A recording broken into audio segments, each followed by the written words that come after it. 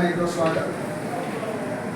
मी गोपी साठे, आपला master trainer, पुन्हा एकदा आपल्याशी चर्चा करू इच्छितो, आपल्याशी डिस्कस करू इच्छितो. आज आपली एक्झाम झाली. साहेब काही एक्झाम झाली. सहज विचारतो, ही काही फार मोठं UPSC MPSCची एक्झाम होती.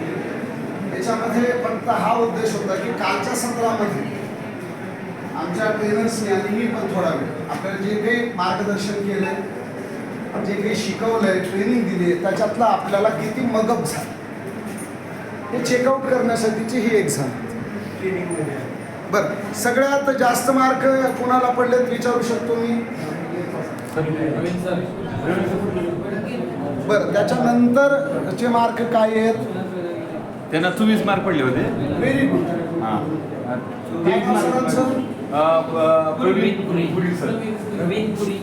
प्रवीण पुरी सरांच्या अनुपस्थितीमध्ये आपण सरांनी चांगली स्कोरिंग केली म्हणून त्यांच्यासाठी टाळलं. तर मी काल आपल्याला सांगून गेलोय की आमचे हे जे फील्ड ट्रेनर्स आहेत, मास्टर ट्रेनर्स आहेत, ते आपल्याला फार चांगल्या पद्धतीनं या ठिकाणी शिकवत आहेत आणि आपल्याला सांगत आहेत की काय काय करावं. आपल्याला नवनवीन संकल्पना या ठिकाणी ते इलॉबरेट करत आहेत. त्याच्यामध्ये सरांनी आपल्याला सांगितलं असेल इमारत म्हणजे काय, परिसर म्हणजे काय, घर म्हणजे काय, कुटुंब म्हणजे काय, नंबर कशी द्यायची, कुठून सुरू करायचं. आपल्याला त्यांनी मोबाईल सुद्धा सायलेंट करायला सांगितलं असतं असं मला वाटतं. तर अशा प्रकारे यांचं चालू आहे. आणखी 2 दिवस चालू राहणार. पण मी इथं आलोय पुन्हा एकदा आपल्याला हे सांगायला की काय करायचं नाही. मी काल सांगितलं असेल, मी परत आज पण सांगेन. तेच माझं ॲज अ ट्रेनर कर्तव्य आहे. तुमच्याकडनं काहीही चुका होऊ नये हे पाहायचं काम as a observer, as a master trainer माझा. ओके, मी पुन्हा तुम्हाला सांगतो की हे जे 33 प्रश्न आपण विचारणार आहोत त्याची एक सिक्वेन्स आहे, ते प्रश्न आहेत, त्याच्या काही ऑप्शन्स आहेत. हे जे सगळं आहे एव्हरीथिंग इज नोटिफाईड. जगताप सरांना कल्पना असेल नोटिफाईड म्हणजे काय. नोटिफाईड म्हणजे याला संसदेची मान्यता आहे. आता याच्यामध्ये बदल करावयाचा अधिकार कोणालाही नाही. प्रश्न तेच असणार, ऑप्शन तेच असणार, अनुक्रमांक तेच असणार. आपण त्यामध्ये कुठलाही बदल करता कामा नये. बदल केला तर त्याला जबाबदार आपण असेल. You understand? फॉर एक्झाम्पल, आपल्याकडे शौचालय आहे का हा प्रश्न आहे, साधा प्रश्न आहे. त्याला ऑप्शन्स आहेत. सरांनी सांगितलं आहे आणि तिथं मी उगीचे उगी उपप्रश्न विचारला. त्याच्यामध्ये कमोड कसा आहे, भारतीय पद्धतीचं आहे का फॉरेन पद्धतीचं? उगीच्या उगी कशासाठी विचारताय? आहे आहे. सरकारनं सांगितलं असतं तर आपण विचारलं असतं. सरकारनं सांगितलंय का, जनगणना विभागानं सांगितलंय का नाही? का बरं आपण नाहक प्रश्न क्रमांक 35, 36, 40, 50 हाय का विचारायची का? नाही सर, आपण शहानिशा करत नाही होत. आपण कागदपत्र मागत नाही होत. आपल्याकडे जीप कार आहे का? आहे. आहे म्हणलं आहेला ठीक करायचं. RC बुक बघू, इन्शुरन्स बघू, हा आपल्याला अधिकार नाही. Are you getting? शहानिशा करायचा, कागदपत्र विचारायचं, आधार कार्ड दाखवा, पॅन कार्ड दाखवा. नाही सांगितलं सरकारनं ताई सांगा ना,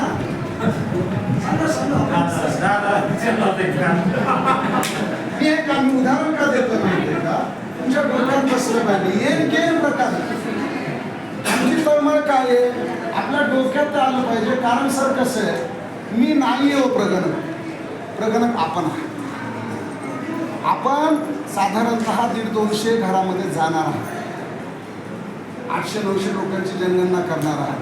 आपण या गोष्टी टाळावं, जेणेकरून कुठला वाद उत्पन्न न होता अत्यंत सुरळीत पद्धतीने ही जनगणना पार पडेल ही आमची इच्छा. आपल्याला काहीही प्रॉब्लेम येऊ नये म्हणून आमचे हे 2 ट्रेनर्स आणि मी आपल्याला वेगवेगळ्या उदाहरणं देऊन वेगवेगळ्या अँगलनं सांगण्याचा प्रयत्न करतोय की काय करावं आणि काय करू नये. Is it right? आपण आता उद्याच्या दिवसामध्ये रोल प्ले घेणार आहोत. रोल प्ले म्हणजे काय? आपल्यातलं जे प्रगणक आहेत आणि आपल्यामधले जे सुपरवायझर त्यांनी वेगवेगळे रोल करायचे. सर आपण हे रोल प्ले करून घ्यावं. त्याच्यामध्ये आपण वेगवेगळे कुटुंबातील व्यक्ती इथं बसवणार आहोत आपल्यापैकीच रोल प्ले करण्यासाठी. मग कोणी फार नॉलेजेबल असेल किंवा कोणी निसटून गेलेला असेल या सर्वेला, किंवा कोणी खेकसून अंगावर येणार असेल, किंवा कोणी फार असं जगदमित्र टाईप असेल. वा वा जनगणना छान, राष्ट्रीय कर्तव्य, या बसा उठा, चहा प्या, शरबत प्या, असे पण असतील. असेच मॅक्झिमम लोक आहेत. आपण सरकारी नोकर आहोत, त्यातला त्यात आपण शिक्षक आहोत. आपला भारतामध्ये अजूनही फार मोठा रिस्पेक्ट आहे. आपण आजही भारतामध्ये मी म्हणणारे यांना आपण शिकवतो, आपल्या फ्रटर्निटीला शिकवतो. तो रिस्पेक्ट आपल्याकडे आहे. आता सरांचे ते पिताजी होते, त्यांच्यामुळे मी शिकलो आहे. माझं आय डू रिस्पेक्ट जगता फॅमिली स्टील. कारण आम्ही सुळगल्ली गाव भागातले रान बाजूबाजूला आता चक्र घेऊन फिरायचं. सर आमचं तिकडून यायचे असे सुळगल्लीला सगळे पोरं हाताला घेऊन जायचे शाळा. तर हे गुरुजींचं आहे नसं. मी काय फार मोठा माणूस नाही. आपण असेच घडलोय. आजही भारतामध्ये कुठल्याही देशामध्ये गुरुजीबद्दल रिस्पेक्ट आहे. म्हणून कदाचित भारत सरकार जनगणनेमध्ये शिक्षक मंडळींना प्रिफरन्स देते.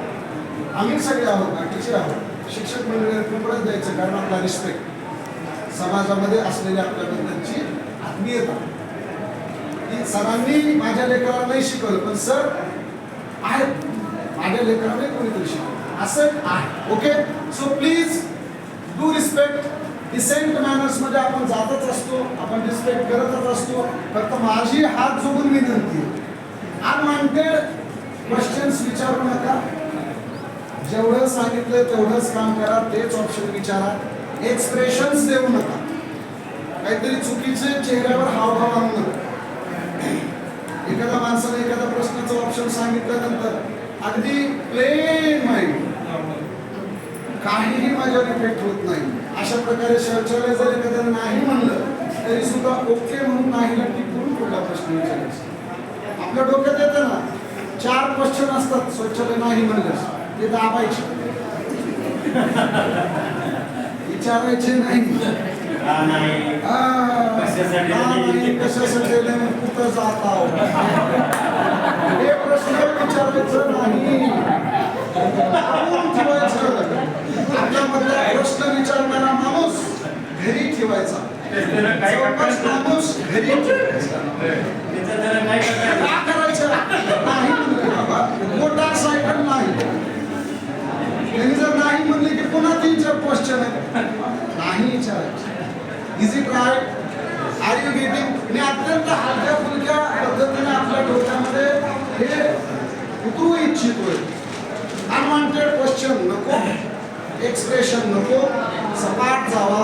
साधे साधे हे सगळे प्रश्न फार साधे, मी जेव्हा ऍक्च्युली ते हँडल करायला फार सोपं आहे.